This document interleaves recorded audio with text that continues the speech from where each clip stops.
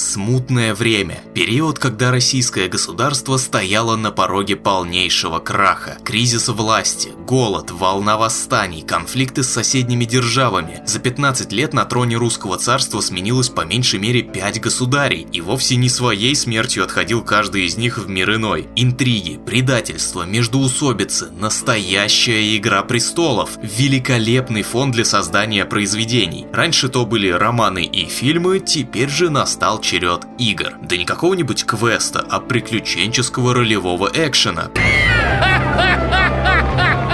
Ну, чем это обернулось, вы уже знаете. Меня зовут Илья Шарифов, я полностью прошел смуту, едва не умер от кринжа, и сейчас расскажу вам, на что студия Сайберия Нова потратила $1 миллиард.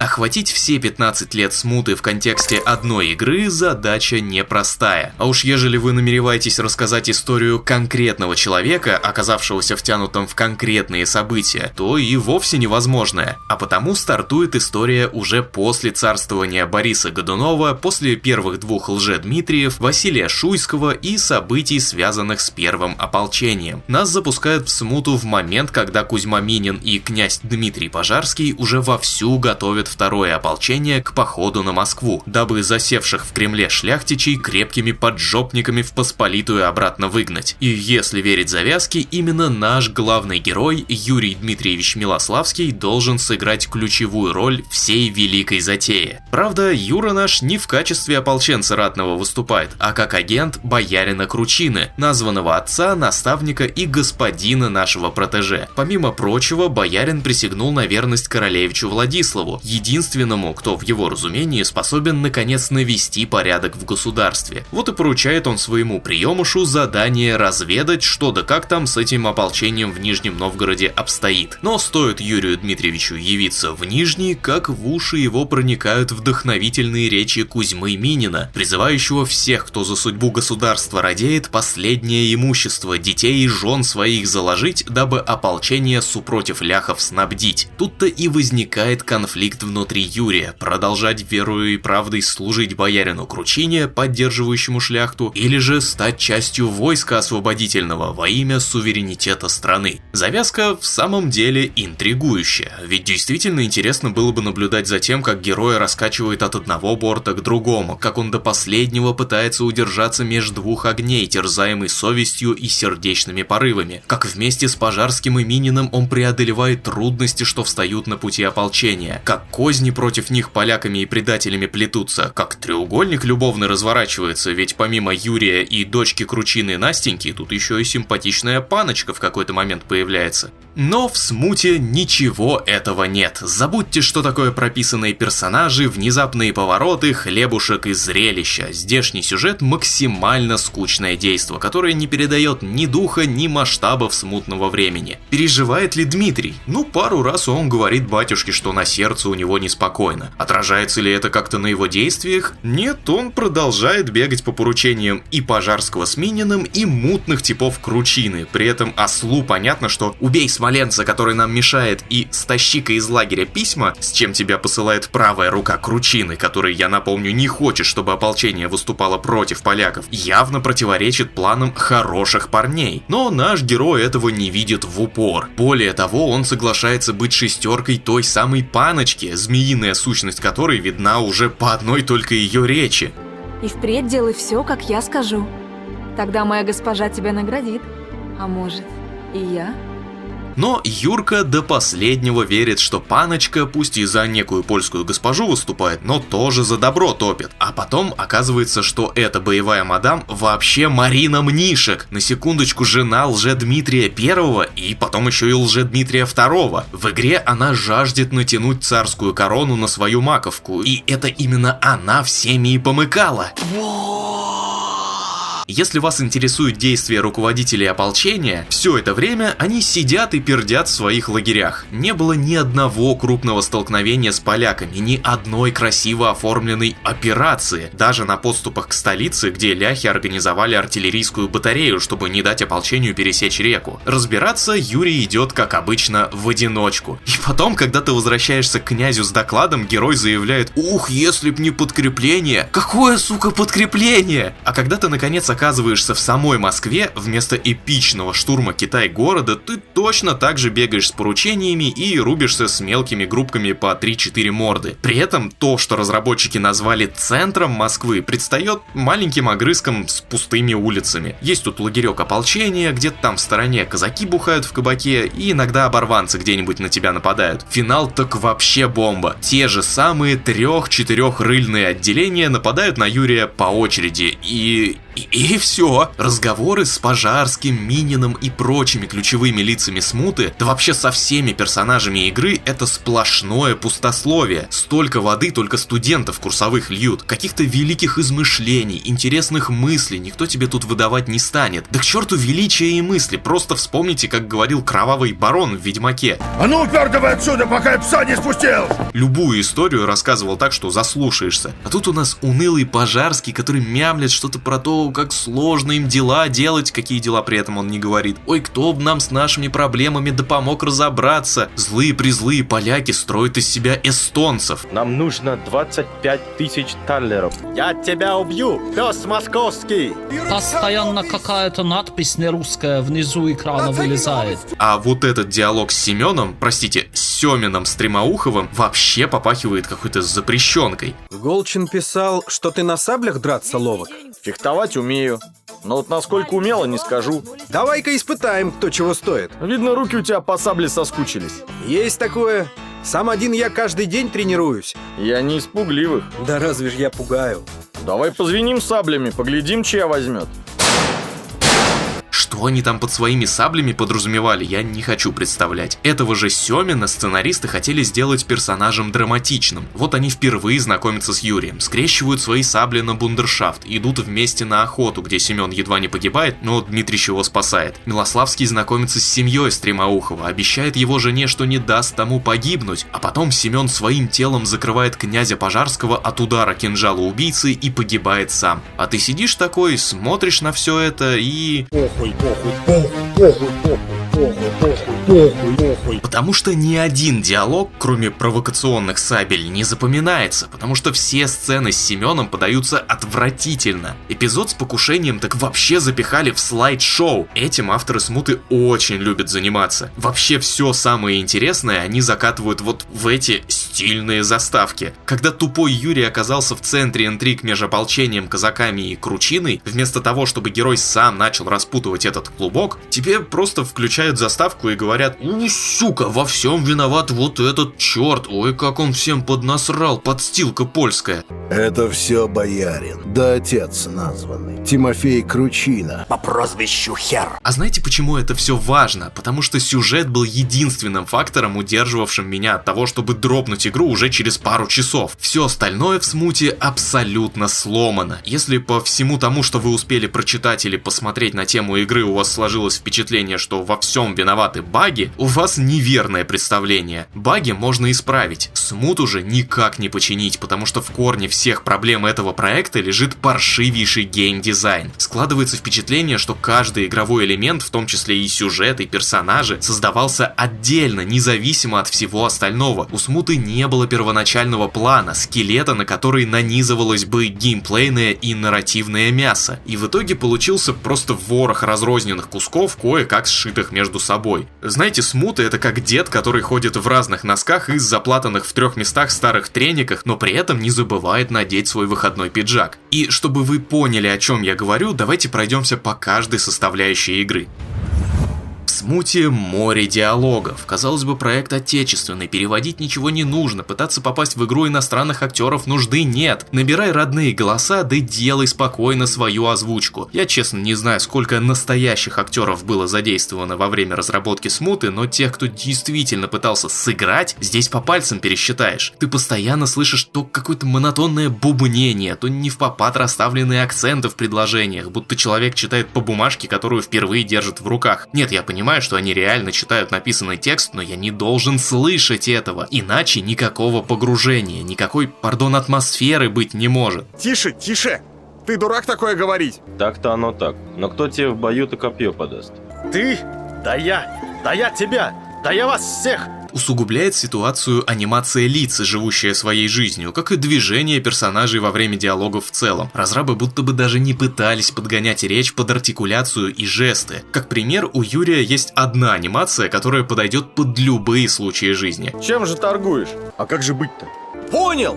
Здравствуй, Семен! В жопу, еще раз в жопу. Совершенно типичный для всей смуты пример. Подобные несостыковки повсеместны, их даже в постановочных катсценах не стали чинить. С ними вообще отдельная история. Сначала тебе показывают, как Юра с Семеном гуляют по лесу, выскакивает волк и сбивает Стремоухова с седла. А потом начинается геймплей, и ни лошадей, ни волка, ни Семена рядом нет, просто Юрий посреди леса. Еще один показательный пример. Дмитрич врывается в комнату к Настеньке, они обнимаются, наконец-то воссоединение настало. Сценка заканчивается, Юра стоит по ту сторону закрытой двери, Настя по эту, и вот так диалог и продолжается. Круто. Ой, а мое любимое — это вездесущие фейды. Они включаются после каждой, мать их, реплики, даже если один и тот же герой выдает несколько фраз подряд. А добила меня попытка всказывать, то есть когда авторы хотят придать речи этакий эффект старины, меняют порядок слов в предложениях и заправляют речь обилием устаревших выражений. Ведь именно так 400 лет назад люди и говорили. Вот только даже тут авторы не дотянули. Раз уж взяли сказовый стиль, так оформите под него все диалоги. Но нет, постоянно где-нибудь да проскочит какой-нибудь «чё».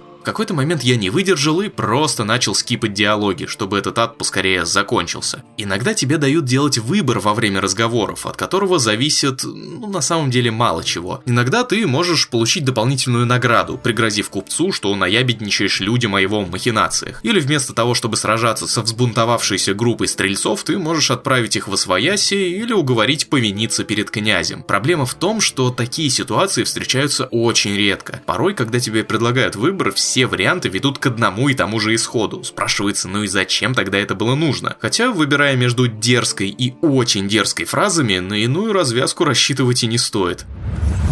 Смута — это приключенческая игра, а вспомните, какими бывают приключенческие игры. Тебя так и тянет исследовать новые миры, будь то Ведьмачий Неверленд, Тедос, Харинис. Ты хочешь заглянуть в каждый уголок, изучить каждую тропу, ведь там всегда найдется какой-нибудь побочный квест с усыпляющим демоном, как в Драгонаге, например, или скрытая пещера во второй готике, где паладин и нежить сторожат грозу драконов, а то и на черного тролля набредешь. В случае со Смутой, кроме очередной невидимой стены, ты ничего не найдешь. На протяжении всей игры тебя будут посылать от одной точки на карте к другой, и ты спокойно можешь следовать по четко обозначенной тропе, ничего интересного не пропуская. Потому что интересного тут ничего и не встретишь. Нахрена делать открытые локации, если в них нечего исследовать? Зачем создавать эти витиеватые улочки, деревенские закоулки, если они пустые? Тебя никак не подталкивают и не вознаграждают за изучение мира Смуты. Здесь нет никаких точек интереса, никаких секретов, коллектиблсов, случайных неожиданных встреч, ни записочек не почитать, ни перед иконкой перекреститься, даже котика не погладить.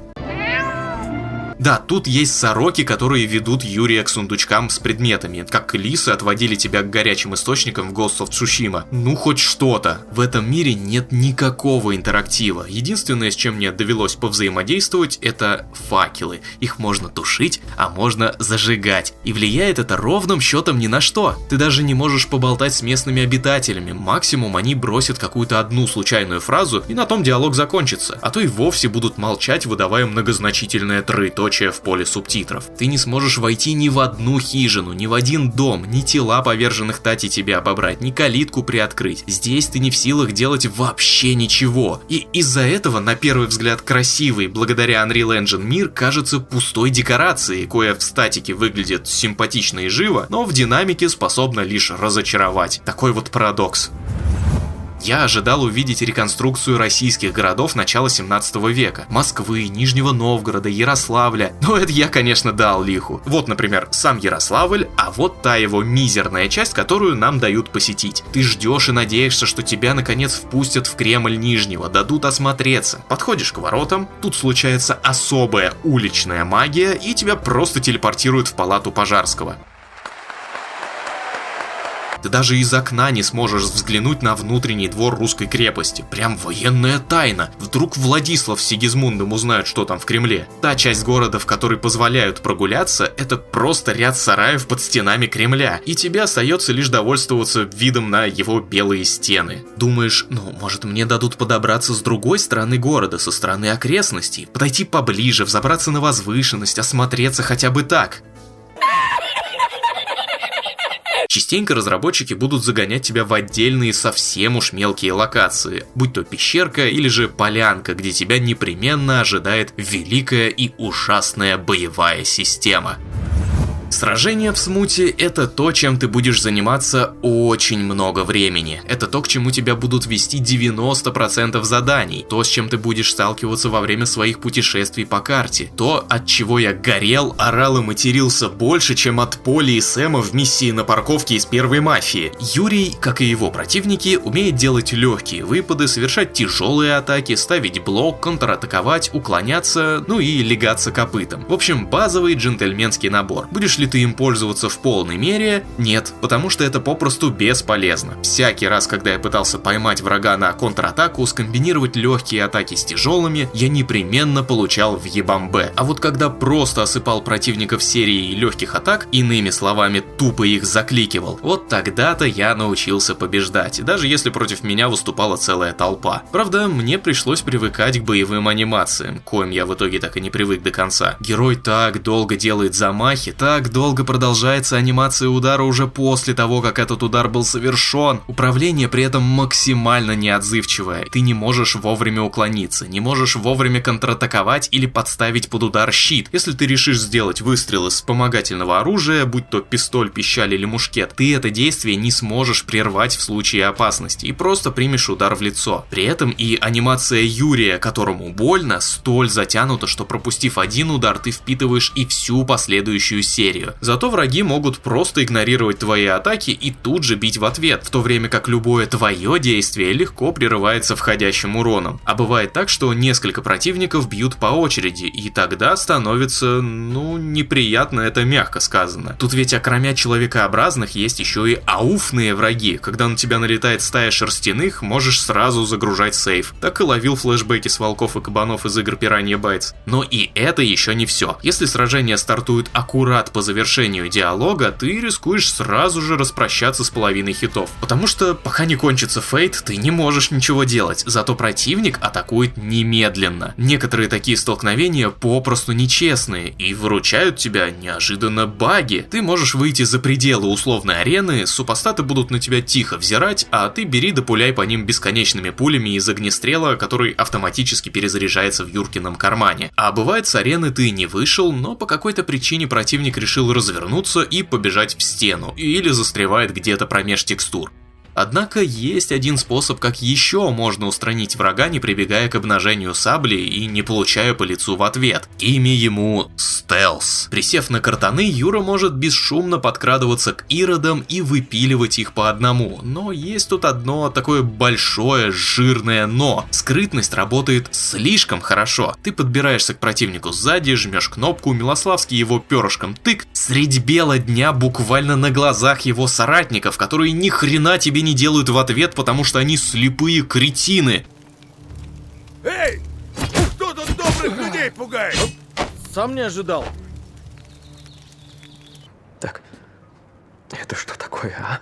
Есть задания, направляющие тебя во вражий стан, чтобы ты строго по стелсу что-то там забрал и также по-тихому улизнул. Наученный другими играми, ты ожидаешь тактический геймплей, когда тебе нужно прикидывать план проникновения, запоминать траекторию движения патрульных, искать бреши в охраняемой зоне и выстраивать собственный маршрут к конечной цели. Если это в смуте, нету этого в смуте, тебе вообще не приходится напрягаться, иногда удается проложить путь чуть ли не напрямик. И опять же, ввиду слепоты NPC, неважно, в ночь ты выходишь на дело или же днем. Кстати, позвольте вам продемонстрировать здешнюю смену времени суток.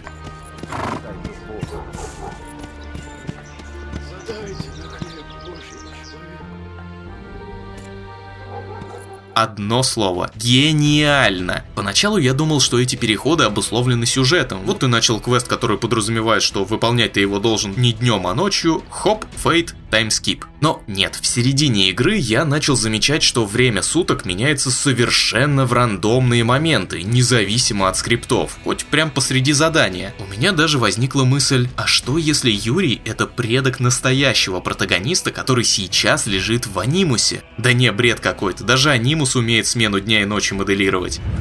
Интересной находкой в смуте могли бы стать те самые образы главного героя, которые разработчики настойчиво просили не путать с классами. В теории образы не только меняют одежду Юрия, но и награждают его манерами, присущими тому или иному представителю общества 17 века. Будучи в образе немецкого ланскнехта, он может говорить с теми, кто отказывается от диалога со стрельцом или ратником, а прикидываясь шишом, он не привлекает внимания польских солдат и местных бандитов. Вместе с тем меняется и оружие Юрия, и побочные бонусы. И это на самом деле вроде как даже рабочая механика, но реальной необходимости менять образы в смуте практически нет. Даже по сюжету это требуется всего несколько раз за игру, по одному на каждый образ. Здесь нет противников, под которых необходимо подбирать более эффективное оружие, а соответственно и менять образ. Ты просто решаешь, с чем тебе больше нравится бегать, с бердышом или саблей, например. Причем особой разницы в закликивании той или иной палкой я не почувствовал. Под каждый из образов есть и своя ветка прокачки. Она состоит из нескольких слотов, которые вы открываете за очки опыта и куда можно вставлять различные предметы с бонусами. Чуть-чуть ускорить перезарядку, немного увеличить урон, слегка усилить броню и все в таком духе. А получаешь ты эти штуки, выполняя задания и открывая Сорокины сундучки, о которых я упоминал ранее. Но правда о прокачке я вспоминал, когда у меня накапливалось уже штук 5-10 очков. Соответственно, что с прокачками, что без них, я как-то разницы не почувствовал.